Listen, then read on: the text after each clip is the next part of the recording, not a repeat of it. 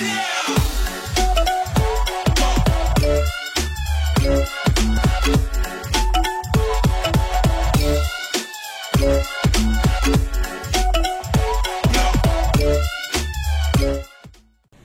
semuanya, shalom. Hari ini aku lagi bersama dengan abangku. Selamat Bangga Pea. Halo, shalom. Kali ini kita akan cerita-cerita sedikit tentang bersyukur. Kenapa setiap manusia kita harus bersyukur? Amin, haruslah. Aku akan bertanya dengan abangku. Ini abangku seorang pendeta. Lanjut aja aku tanya sama Bang Muel mengenai tentang bersyukur. Kenapa setiap manusia kita harus bersyukur? Ya dong, karena pada prinsipnya hidup kita ini udah diberikan sama Tuhan cuma-cuma, anugerah yang Tuhan berikan sama kita. Contohnya dari setiap pagi ketika kita bangun aja, bangun bisa buka mata, itu adalah kasih dari Tuhan.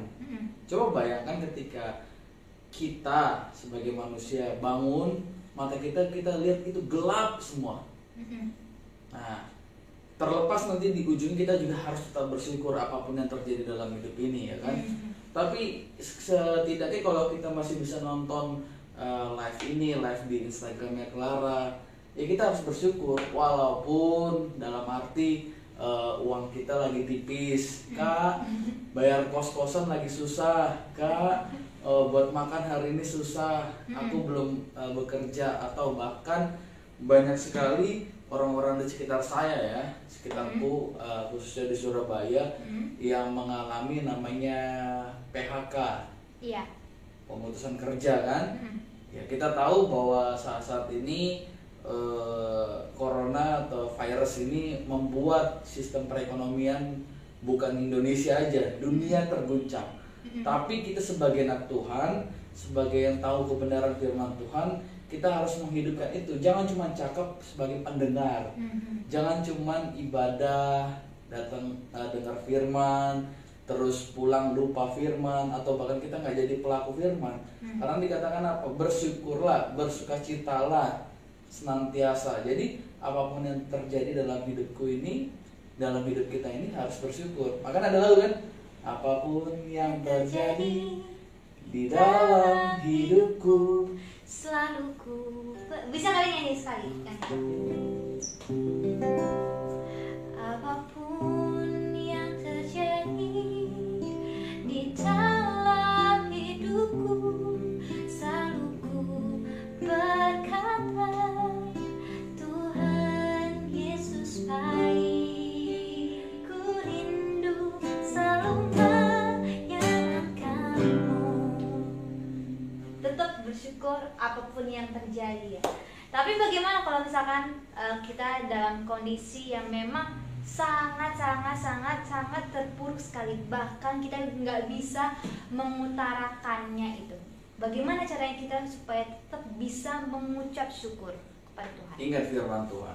Ini sebagai tugas sebagai teman-teman yang nonton mungkin ya. Cari firman Tuhan ini yang berkata, pencobaan yang kamu alami tidak melebihi kekuatanmu. Amin. Ya kan? Artinya yang terjadi sama hidup kita itu tidak melebihi kemampuan kita. Nah, apa alasan kita harus bersyukur? Kita harus berpandang ke hal yang di bawah kita. Contoh, misalkan kita tidak bekerja, tapi kita punya tangan, punya kaki. Bagaimana dengan orang yang sudah tidak bekerja tapi tidak punya tangan? Bagaimana dengan orang yang sudah tidak bekerja dan juga dia tidak punya kaki? Kita masih punya lengkap, punya tangan, punya kaki, mungkin punya sesuatu yang lebih, ada ketampanan atau skill atau kemampuan kita. Kenapa kita nggak pergunakan itu? Tapi kita terlalu fokus sama dengan masalah kita. Sedangkan Tuhan bilang kita cukupkanlah apa yang ada padamu supaya itu menjadi berkat bagi kehidupanmu dan banyak orang. Nah, jadi kalau kita sekarang ini misalkan, Kak, susah untuk hidup kita bisa bersyukur, keadaan saya nggak mendukung soalnya. Nggak, jangan paksa untuk keadaan membuat kita bersyukur. Tapi kita harus bersyukur apapun keadaan kita. Jangan paksa keadaan untuk membuat kita bersyukur. Tapi bersyukur dalam segala keadaan yang terjadi dalam hidup kita.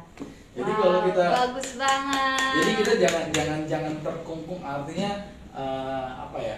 Kalau bahasa di dalam perjanjian lama, jangan ada kuk dalam hidup kita yang menjadi kita beban. Susah, aduh gimana ya? Sekarang mau buka usaha takut nggak laku. Mau buka jasa takut nggak dipakai orang.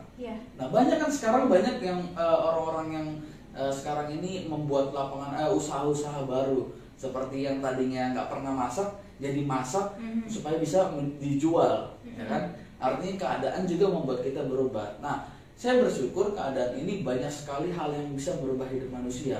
Artinya mungkin dulu orang terlalu mengumbar-umbar apa yang dia punya sampai dia lupa sama Tuhan. Contohnya, ketika dia punya uang waktu zamannya masih belum coronavirus ini, punya uang sedikit, hang out dengan teman-teman, nonton bioskop, jalan-jalan, makan, bahkan sampai gereja pun lupa.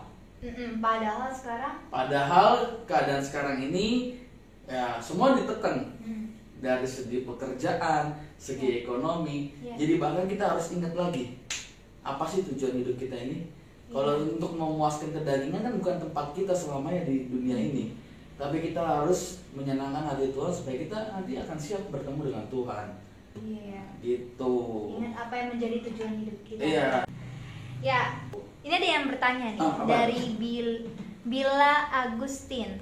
Hati yang gembira adalah obat dari segala penyakit. Tetapi jika hati tidak gembira, obatnya apa, Bu?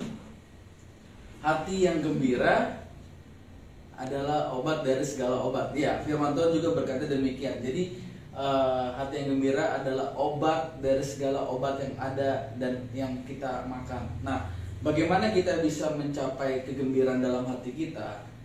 Artinya tadi yang sudah dikatakan oleh Clara dan saya bahwa kita harus bersyukur. Bersyukur. Jadi ketika kita bersyukur akan hidup ini, kita akan merasakan yang namanya gembira. Contoh, ketika kita memiliki motor satu, ya kan, ya kan, ada gembira. Tapi ketika kita melihat punya orang lebih bagus dari punya kita, pasti kadar gembira itu akan berkurang. Nah, bagaimana kita tetap bisa bergembira walaupun kita punya motor satu yang awal itu, padahal punya orang lebih bagus? Artinya kita harus bersyukur terlebih dahulu. Itu kuncinya adalah bersyukur. Ya. Jadi kalau kita bersyukur dengan apa yang kita punya, maka ketika orang lebih bagus daripada yang kita punya, lebih mahal daripada yang kita punya, lebih mewah daripada yang kita punya, karena kita bersyukur, kita bisa bersukacita. Amin. Artinya kita bisa bergembira dan merasakan apa yang kita punya itu lebih dari apa yang orang punya, walaupun punya orang itu lebih mahal. Walaupun punya dia lebih mewah, tapi karena kita misalkan contoh, aku punya misalkan motor NMAX, orang punya motor Harley atau Ninja, ya kan? Kalau kita secara kasat mata, secara kedagingan kita lihat, wih dia luar biasa, berarti dia lebih mewah, lebih enak ya. Coba bayangkan ketika aku naik Harley gimana rasanya. Nah itu membuat kita tidak bersyukur dan kita tidak bisa gembira dengan apa yang kita punya. Tetapi ketika kita melihat apa yang kita punya, NMAX itu sesuatu yang berharga karena orang lain banyak yang tidak punya NMAX, atau banyak orang yang cuma bisa bersepeda, atau orang bisa cuma naik kendaraan umum, bahkan berjalan kaki, maka kita bisa bersyukur dan kita bisa bersuka cita. Oh, setidaknya apa yang sudah Tuhan titipkan sama kita itu adalah sesuatu yang sangat terbaik bagi hidup kita. Saya pernah baca buku yang mengatakan gini, jangan hidup karena gengsi, karena gengsi tidak menghidupkan hidup kita, ya kan? Tapi berlakulah sebagaimana kita mestinya. Artinya ketika kita hidup dengan apa yang kita punya, misalkan tadi contoh aku ya, punya motor NMAX, aku berlaku menjaga, merawat, bahkan itulah menggunakannya dengan baik, itu bisa dipercayakan Tuhan lebih lagi. Bahkan bukan cuma Harley, mobil pun Tuhan bisa berikan. Artinya kita bisa meruntut nih ya. Kita aja memperkerjakan hal kecil dengan sebaik-baik mungkin seumpama untuk Tuhan, maka Tuhan nanti akan izinkan kita untuk memiliki yang namanya mobil atau bahkan lebih. Jadi hati yang gembira kita yang buat, kita yang pilih, kita yang menentukan bahwa apakah kita mau bergembira atau tidak. Jadi gitu. Jadi jawabannya kamu yang menentukan bagaimana hidup kamu itu mau bergembira atau tidak bergembira gitu. Amin. Tapi bagaimana kalau misalkan apa yang kita harapkan itu yang kita hendaki tapi Tuhan tidak bisa menghendakinya? Apakah kita bisa harus tetap bersyukur? Bagaimana caranya kita bersyukur walaupun keadaan yang tadinya kita harapkan itu bisa terjadi tapi ternyata Tuhan berkata tidak? Jadi gini, aku pernah cerita juga sama konsiliku. Konsili adalah orang yang saya konselorkan. Jadi pada prinsipnya manusia kan merancangkan sesuatu untuk mencapai hasil yang dia inginkan. Artinya ketika dia mau melakukan goal, dia merancangkan strategi, ya. Tapi kenapa Pak Pendeta kok tiba-tiba di tengah Tuhan seperti menutup jalan? Atau bahkan lebih ekstrimnya Tuhan membelokkan jalan itu, ya. Jadi ketika kita menjalani rancangan kita, pertanyaannya apakah itu yang di istilah katanya diinginkan Tuhan? Apakah itu yang Tuhan arahkan? Nah, terkadang secara kalau saya mau gambarkan, misalkan ini adalah titik awal kita mau mencapai garis finish. Kan kita pasti merancangkan sesuai dengan strategi lurus aja kan? Tapi terkadang Tuhan suruh kita belok ke sana dulu, ya kan? Sudah belok, turun lagi, terus naik lagi. Nah secara kedagingan kita kan lihat kok ini terasa jauh sekali Tuhan, padahal tinggal segini loh. Soalnya kan ketika itu manusia kan ada dua tipe manusia. Apakah dia mendengar suara dan arahan dari Tuhan, atau dia putus asa? Ketika dia mendengar suara Tuhan dan melakukannya, dia akan mencapai walaupun dia harus melewati itu semua. Tapi manusia yang kedua, ketika dia mau mundur atau dia give up, artinya menyerah, bukan hanya dia tidak mencapai ini, bahkan dia tidak mendapatkan apa-apa, bahkan kesia-siaan yang dia alami. Dan bahkan saya boleh katakan ketika manusia merancangkan mencapai goal yang manusia inginkan, ketika Tuhan izinkan untuk berbelok, Tuhan sudah menyediakan target yang melebihi dari ambang batas yang pernah kita rancangkan. Jadi kalau saya boleh kata, jangan pernah menyerah akan apa yang sedang kita lakukan kalau awalnya sudah kita serahkan sama Tuhan. Kalau dalam Filipi dikatakan, ketika kita melakukan sesuatu, segala sesuatu dengan Tuhan, maka Tuhan juga yang akan menuntun kita sampai pada akhirnya. Amin. Gitu loh. Mungkin untuk lagu terakhir bisa kita nyanyikan lagu aku Bang, yang hanya Yesus ya.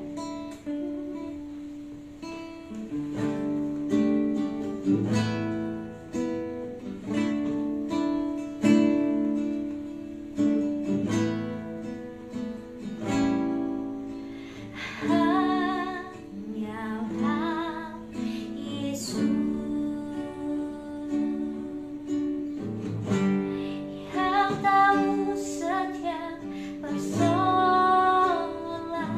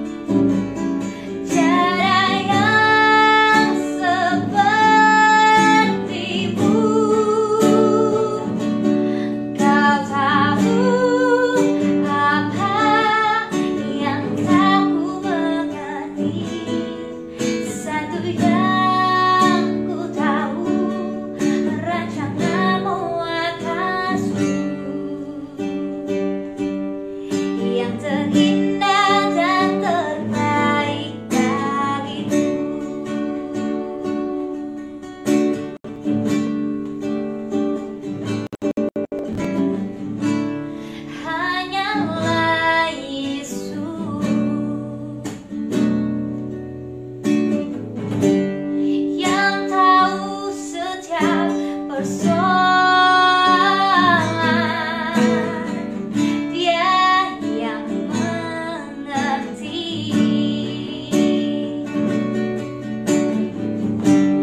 apa yang sedang aku alami. Hanyalah Yesus yang tahu yang terbaik.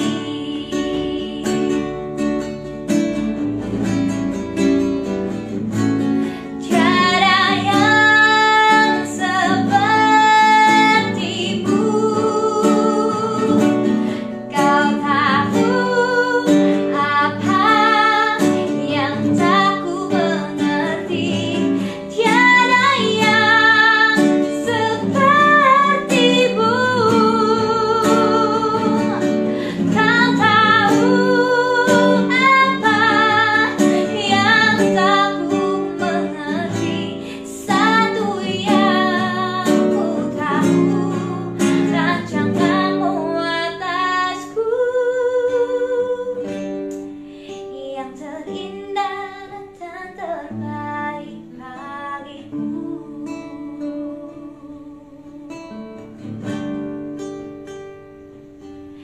Yang terindah dan terbaik bagiku.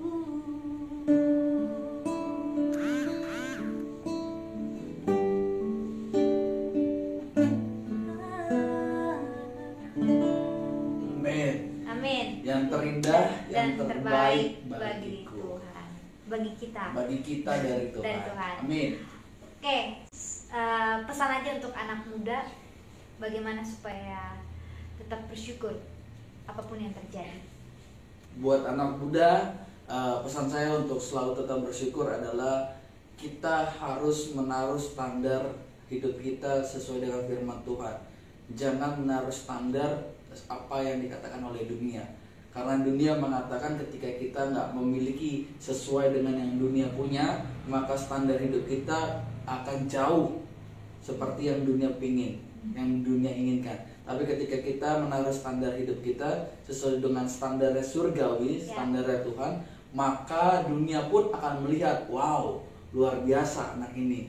Wow, anak muda ini sangat dipakai Tuhan, luar biasa. Nah, satu statement yang saya boleh katakan, jangan serupa dengan dunia, tetapi serupalah dengan pembaruan budimu akan firman Tuhan. Amin. Terima kasih Mama atas Oke. kesempatan ini kita bisa live di Instagram. Mungkin ini tiba-tiba ya. Ini Nggak karena ada- tiba-tiba. nggak ada promo, nggak ada. Dan nggak ada juga persiapan prepare karena aku lagi suka mendengarkan lagu tentang give thanks. Jadi aku pengen tanya-tanya juga sama hambanya Abang Samuel. Sungguh sangat diberkati ya pada hari ini. Mungkin next kita akan buat konten lagi di channel YouTube Clara Panggabean. Ya. Tetap stay di channel YouTube nanti Clara Panggabean. Kalian bisa lihat di YouTube. Langsung aja klik Clara Panggabean, langsung keluar semua konten-konten aku. Jangan lupa untuk tetap subscribe, like, dan komen. Oke. Dadah. Bye-bye. Tuhan Yesus Terima kasih. memberkati.